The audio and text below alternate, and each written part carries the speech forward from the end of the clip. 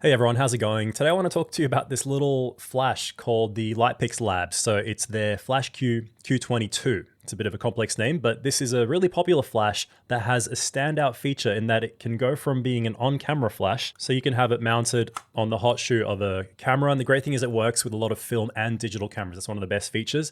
And the standout feature, if anything, is that it unplugs from the actual transmitter, from the base there where the hot shoe is, and becomes an off-camera flash. So the transmitter part remains on camera, and then you can use it from a different angle to allow you to get a little bit more creative to keep the flash off the actual camera itself. So like I said, it's very versatile in that you can use it with almost any film camera as far as I've tried. I know that it might not play nice with some particular cameras from what I've heard and sync up, but from everything I've tried, it works, including modern digital cameras, anything that has a hot shoe basically. Okay, so that's the transmitter there.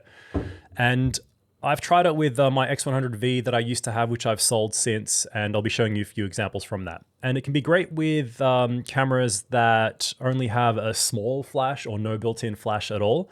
And you don't want to get or bring anything too big or serious or spend too much money. You just want an option for when you might need flash. With film cameras, it's also useful because it's simple having just the hot shoe connection, and it suits the manual nature of shooting film and, you know, setting up things manually where you're going to be shooting a little bit slower anyway. Another great thing about this little flash is that it's quite affordable.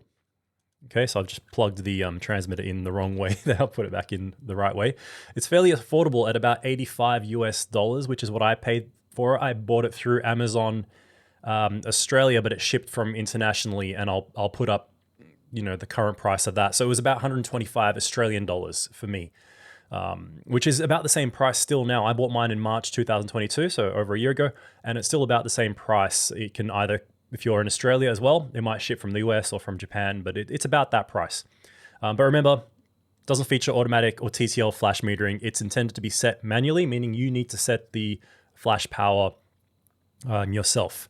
It uses AA batteries, which is another really handy thing. So I just use these rechargeable Loops, which is what they recommend you to use, just NIMH rechargeable batteries. And it can bounce as well.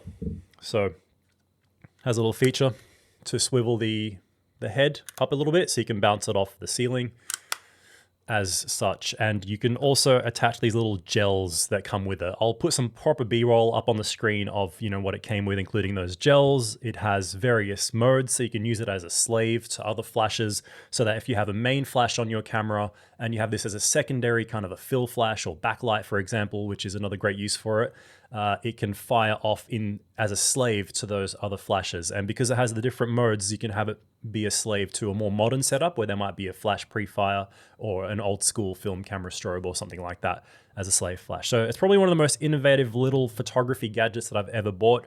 And that's why I thought I would just quickly share it in this video, even though I know many people have made videos about this and shared their thoughts on it.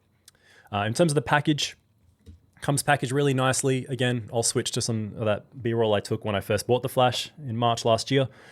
Little pouch, the gels are in there, has a little charging cable that allows you to charge the AA batteries.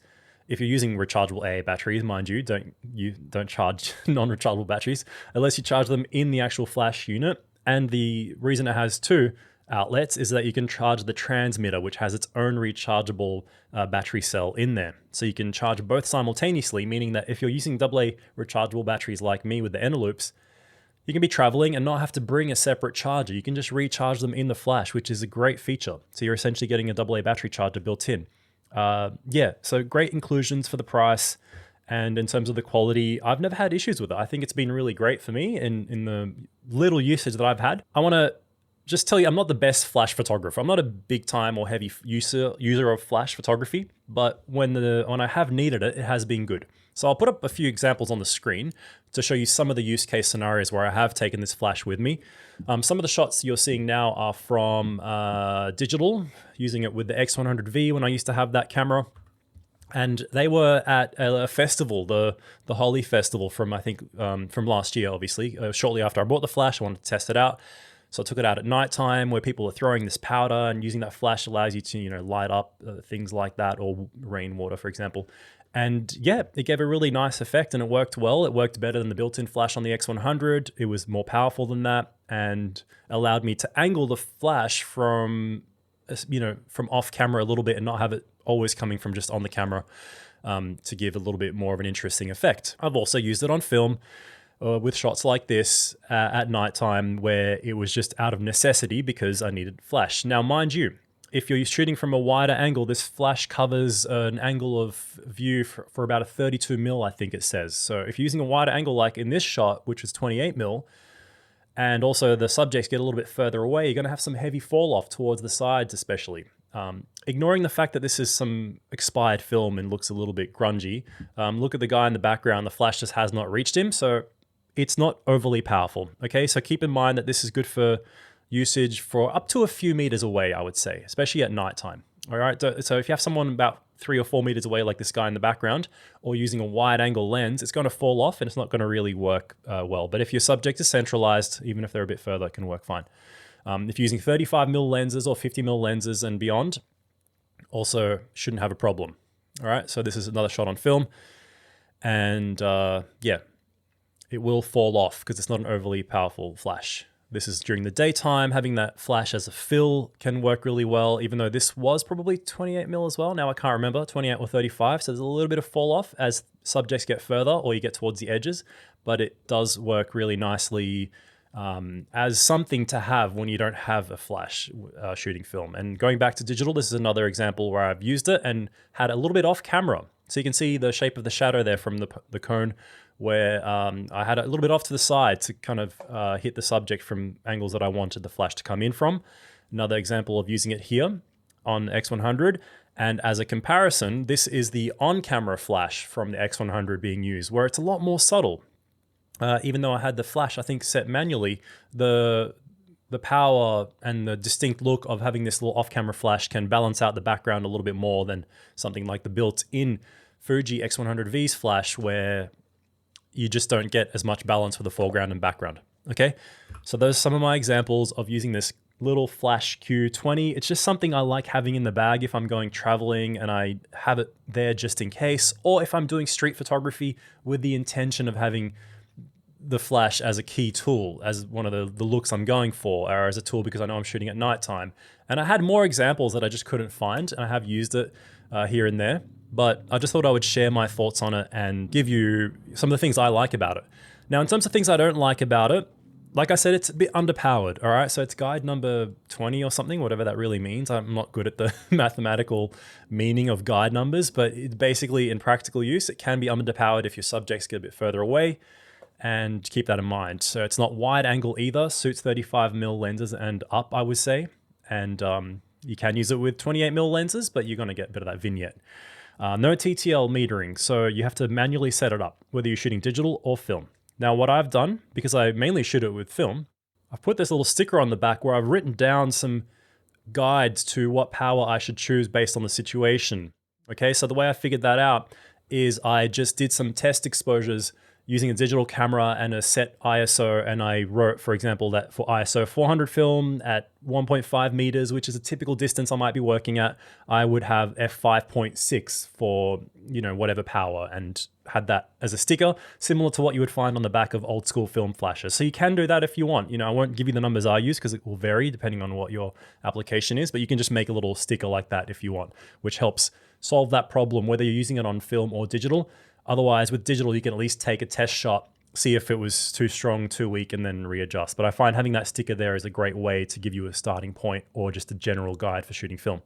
The last thing I think is not great is that it's still a fairly small flash head. So it's still going to give you a harsh light output, like any small flash. But it's still better than the built-in flash on something like the X100V in terms of harshness, or the typical built-in flash on many cameras. So even though it's it's an additional flash to what's built in, it still has a bit of a harsh look. And that's it. It's pretty much something I highly recommend, and I've recommended to many people and spoken to people on the street who have either ended up buying it because I've spoken to them, or they already end up having it because it's that popular, or, you know, even when I found out about it, I was recommended it by someone else, I'm pretty sure. and I think it might have been Robin. So if you want better examples of how to use this flash on the street, check out Robin Shimko's video. His channel. I'll link him in the description if you want to check out his street photography videos where he uses this flash heavily. And I think that's how I first found out about it and bought myself one, because it's just a great flash to have across many different camera systems. It would be great if they made a third version, a Q20 III, where it had some kind of auto mode, like a distance-based auto metering, where you semi-manually set it up, but then based on the distance, it has a sensor like some of the old school film camera flashes had, where it can fire the appropriate power based on the distance. And something that you would see in maybe flashes from other manufacturers like the Godox Lux Junior, which I have reviewed over on Pushing Film, because that was a very film focused flash release from them. So they do have TTL versions specific to manufacturers like Fuji. So there is a Fuji TTL version, for example, but there would be, only appropriate usage for Fuji cameras with that. If you want something to use across cameras, this is the one to go for. And hopefully in the future, they'll make an improved version that has some kind of auto, not completely automatic, but some kind of automatic power setting. Okay. So yeah, that's the Q20 II. Check it out if you're interested, and you can use my affiliate link if you want. It does give me a cutback if you buy using that link, but otherwise buy it wherever you want. Support your local store if you have one. I would prefer you do that. Otherwise, shop around. You can use the Amazon link in the description of this video if you want to help support the channel. Otherwise, I hope you enjoyed. It's a great little flash, and let me know if you already have one, what you think of it. And if you have something that you think is better as an all-round little flash that you can use wirelessly. I don't know if there's anything else like it. It's really innovative. All right, guys. Thanks for watching. I'll see you next time.